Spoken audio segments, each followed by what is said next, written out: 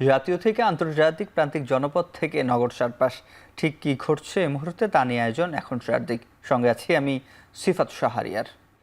নির্বাচনী গণতান্ত্রিক পদ্ধতি ফিরিয়ে আনার একমাত্র পথ বলে মন্তব্য করেছেন বিএনপির ভারপ্রাপ্ত চেয়ারম্যান তারেক রহমান। খুলনা বিভাগের ৩ জেলা নিয়ে বিএনপির রাষ্ট্র কাঠামো মেরামতের ৩১ দফা ও জনসম্পৃক্ত বিষয়ক প্রশিক্ষণ কর্মশালায় প্রধান অতিথির বক্তব্যে তিনি বলেন, বিএনপির বিরুদ্ধে বিভিন্ন মহলের ষড়যন্ত্র চলছে। এই দেশের মানুষকে যুদ্ধের মুখে ঠেলে দিয়ে যুদ্ধকে সঠিকভাবে সংগঠিত না করে বর্ডার ক্রস করে অন্য জায়গায় চলে গিয়েছে। আবার কাউকে কাউকে আমরা দেখেছি সরাসরি এই দেশের মানুষের সবচাইতে বড় অর্জন, যতদিন পৃথিবী থাকবে, যতদিন বাংলাদেশ থাকবে, এই বাংলাদেশের সবচাইতে বড় অর্জন, বাংলাদেশের মানুষের সবচাইতে বড় অর্জন বাংলাদেশের স্বাধীনতা যুদ্ধ। আমরা কাউকে কাউকে দেখেছি সেই স্বাধীনতা যুদ্ধের বিরোধিতা করতে। বিচারের আগে আওয়ামী লীগ নেতাদের কোনো কর্মসূচি করতে দেওয়া হবে না বলে জানিয়েছেন প্রধান উপদেষ্টার প্রেস সচিব শফিকুল আলম। তিনি বলেন, সংস্কার কমিশনের সুপারিশ নিয়ে রাজনৈতিক দলগুলো আলোচনায় বসবে। তার আলোকে চলতি বছরের ডিসেম্বর কিংবা আগামী বছরের জুনে নির্বাচনের তারিখ চূড়ান্ত হবে। বিকেলে ফরেন সার্ভিস একাডেমিতে সমসাময়িক ইস্যুতে প্রেস ব্রিফিংয়ে করেন প্রধান উপদেষ্টা প্রেস উইং।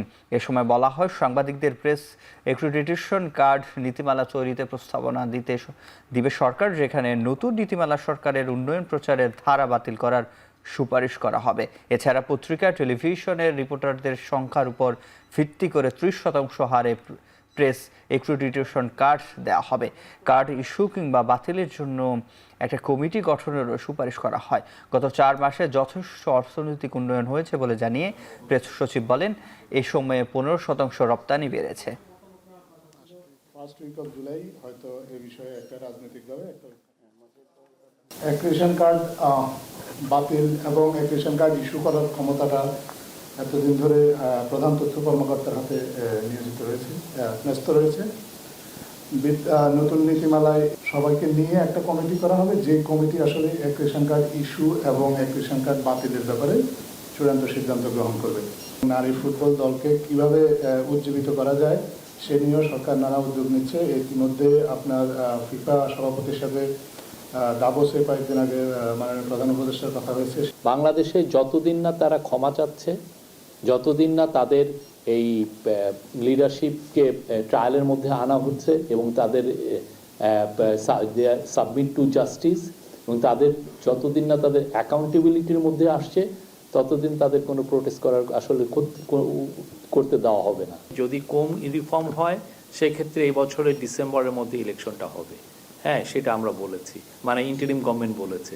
আর একটা হচ্ছে যে যদি পার্টিগুলো মনে করে যে না, আমরা আরও বেশি রিফর্ম চাই গভর্নমেন্টের কাছ থেকে, তাহলে সেক্ষেত্রে আরও 6 মাস এটা এক্সটেন্ড করা যেতে পারে, মানে জুন 2026-এর মধ্যে হতে পারে।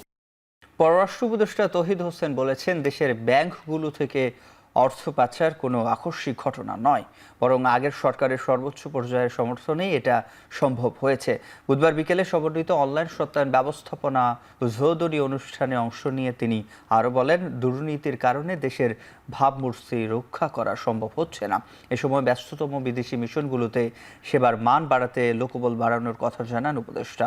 কর্মকর্তাদের আহ্বান জানান সদিচ্ছার সঙ্গে কাজ করার। অনুষ্ঠানে অন্য বক্তারা বলেন, সমন্বিত অনলাইন সত্যায়ন ব্যবস্থাপনা কার্যক্রমটি কাগজপত্র সত্যায়নে মধ্যস্থতা ভোগী দালাল চক্রের দৌরাত্ম্য সহ বন্ধ করা হবে নানা ধরনের হয়রানি। তবে এই সেবার নিরাপত্তা ও সুরক্ষার বিষয়ে সচেতন থাকার পরামর্শ দেন বক্তারা। সাইবার অ্যাটাক হলে এই সেবার বিকল্প কি হবে তা নিয়ে কাজ করার পরামর্শ আসে। যারা এটা আমাকে লিখে দিয়েছে তারা কিছু আমাদের ব্যাংকগুলো থেকে যে টাকা চুরি হয়েছে, এটা কিন্তু ঘটনাক্রমে হয়নি। এটা সর্বোচ্চ পর্যায় থেকে এটাকে এনকারেজ করা হয়েছিল বলে কিন্তু করেছে। পত্রপত্রিকায় উঠেছে, সবাই বলা করছে যে অমুক ব্যাংকটাকে ধ্বংস করে দেওয়া হচ্ছে, কারণ একটা ভালো ব্যাংক থেকে সমানে খারাপ ঋণ দেওয়া হচ্ছে ইচ্ছাকৃতভাবে। সর্বোচ্চ পর্যায় থেকে যদি তাদের প্রতি সমর্থন না থাকতে পারে, এটা সম্ভব না। সরকার পতনের মাত্র 6 মাসের মাথায় আওয়ামী লীগের কর্মসূচি ঘোষণা নিয়ে সমালোচনা করেছেন জাতীয় নাগরিক কমিটির মুখ্য সংগঠক সার্জিস আলম। সকালে কাকরাইলে উইলস লিটল ফ্লাওয়ার স্কুলে জুলাই গণঅভ্যুত্থান নিয়ে আয়োজিত প্রদর্শনী পরিদর্শনের সময় এ বিষয়ে কথা বলেন তিনি।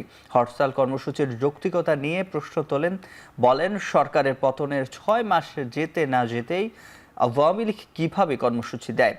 আর বলেন 2024 সালের গণঅভ্যুত্থানের সবচেয়ে ভয়ঙ্কর বাহিনী ছিল যুবলীগ ও স্বেচ্ছাসেবক লীগ। তারা বহু নিরীহ মানুষকে হত্যা করেছে। সেই দল কিভাবে এখন নতুন করে কর্মসূচি ঘোষণা করে? সার্জিস আলম বলেন, দেশে ফিরলে শেখ হাসিনা ফাঁসির মঞ্চে ঝুলবে। এই খুনি হাসিনা নাকি বাংলাদেশে আসবে খুব দ্রুত। বিভিন্ন তাদের নেতাকর্মীরা জেল থেকে এই কথা বলছে। আমরা স্পষ্ট করে বলি, জেল থেকে যাদের মাধ্যমে এই কথাগুলো বাইরে আসছে তারা ওই হায়নাদের অংশ, এবং তাদের ইচ্ছা অনুযায়ী খুনি হাসিনা বাংলাদেশে আসবে। তবে এসে সে আগে বিচারের মঞ্চে দাঁড়াবে, এরপর ফাঁসির মঞ্চে দাঁড়াবে। আমরা শুধু ইয়াং জেনারেশনের কাছে একটা কমিটমেন্ট নিয়ে যাই, ওই খুনি হাসিনা এবং তার সন্ত্রাসী আওয়ামী লীগ, যুবলীগ, ছাত্রলীগ যদি আবার রাজপথে নামে, তবে সাময়িক সময়ের জন্য হলেও আমাদের ইয়াং জেনারেশনকে ঐক্যবদ্ধভাবে আবার রাজপথে নামতে হবে। উন্নত চিকিৎসার জন্য থাইল্যান্ড গেলেন জুলাই বিপ্লবে আহত 6 জন। দুপুরে বাংলাদেশ বিমানের একটি ফ্লাইটে ঢাকা ছেড়েছেন আহতরা। 6 জনের মধ্যে 3 জন সিএমএইচ ও 3 জন ঢাকা মেডিকেল কলেজ হাসপাতালে চিকিৎসাধীন ছিলেন। তাদের থাইল্যান্ডের ব্যাংকক হাসপাতালে নেওয়া হবে। সিএমএইচে চিকিৎসাধীন 3 জন হলেন মোহাম্মদ ইসরাফিল, রোমান ঢালি ও তাহসিন হোসেন। এই 3 জনই জুলাই অভ্যুত্থানে গুলিতে আহত হন। মোহাম্মদ ইসরাফিলের বাম হাতের নার্ভ পুরোপুরি নষ্ট হয়ে গেছে, সেই সাথে ভেঙে গেছে হাড়। মূলত রোবোটিক ফিজিওথেরাপির জন্য তাকে থাইল্যান্ড নেওয়া হচ্ছে। রোমান ঢালি ও তাহসান হোসেন গুলি লেগেছে পিঠে, আর ঢাকা মেডিকেল কলেজ হাসপাতালে চিকিৎসাধীন। মাথায় গুলিবিদ্ধ রাজীবের অপারেশনের পরও অবস্থার উন্নতি না হওয়ায় তাকেও পাঠানো হয়েছে থাইল্যান্ডে। এ পর্যন্ত চিকিৎসার জন্য 22 জনকে বিদেশে পাঠানো হলো।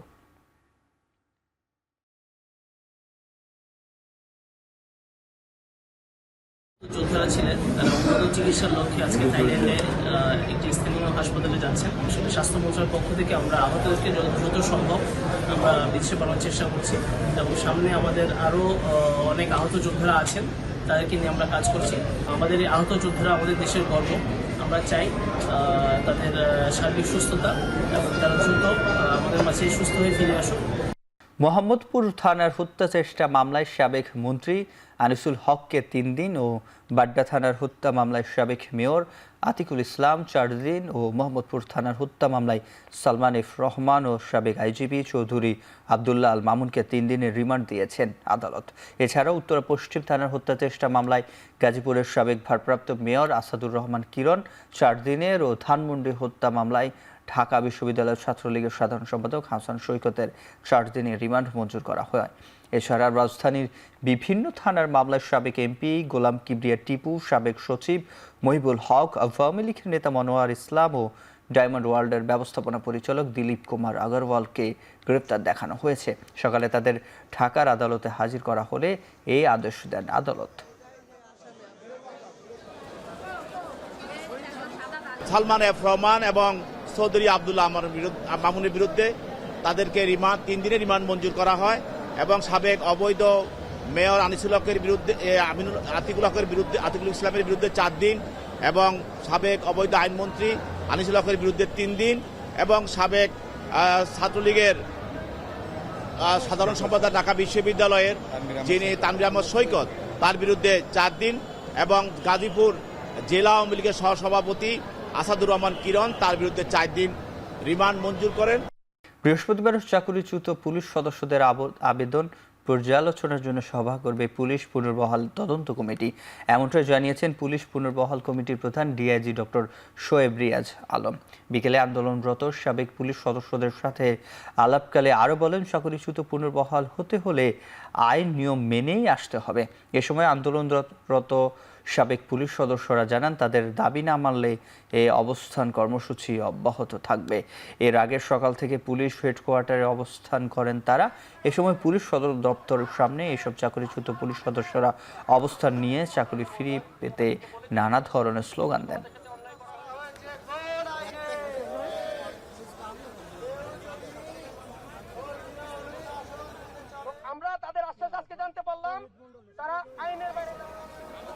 সাতক্ষীরার আশাশুনিতে বিএনপির দুই পক্ষের সংঘর্ষের ঘটনায় 144 ধারা জারি করেছে উপজেলা প্রশাসন। দুপুরে আশাশুনি উপজেলার বুধহাটা ইউনিয়ন বিএনপির কর্মী সম্মেলনে সংঘর্ষের ঘটনা ঘটে।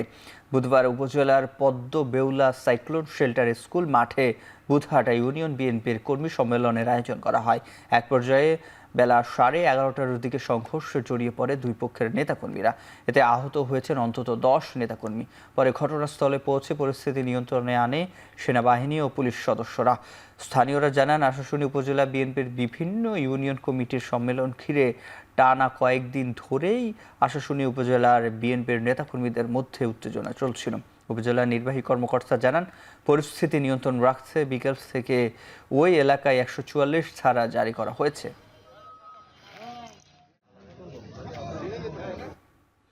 নতুন রাজনৈতিক শক্তি ও জামিনে মুক্ত সাবেক বিডিআর সদস্যরা যেভাবে নিজেদের নির্দোষ বলে দাবি করেছেন তার প্রতিবাদ জানিয়েছেন পিলখানা হত্যাকাণ্ডের শহীদ পরিবারের সদস্য এবং বেঁচে ফেরা সাবেক সেনা কর্মকর্তারা।